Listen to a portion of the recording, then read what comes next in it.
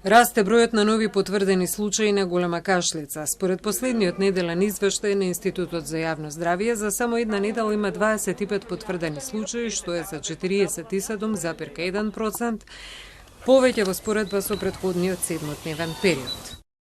Подолг временски период таа бројка износуваше помеѓу 25 и 50 позитивни случаи регистрирани на неделно ниво.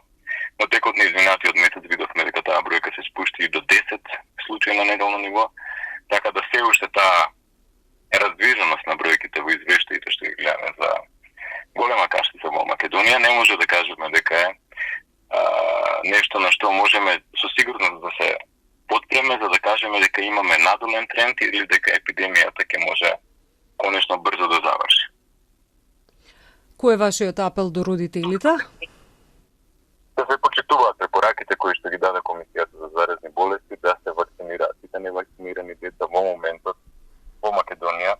Купно се вакцинирани во периодот од практично прогласувањето на епидемијата до денес, речиси 50.000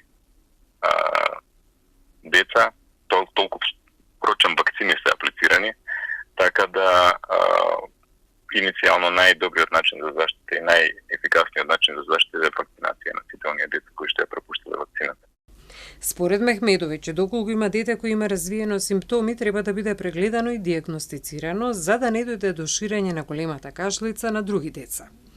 Во меѓувреме загрижувачка и состојбата со морбили, затоа е важно да се подигне нивото на свест за имунизација, доколку го имаме предвид пријавениот неоптимален опфат со вакцинација под 95%, фактот дека следните месеци представуваат сезонски врв на вирусот и можноста за импортирање, пријавување на нови случаи.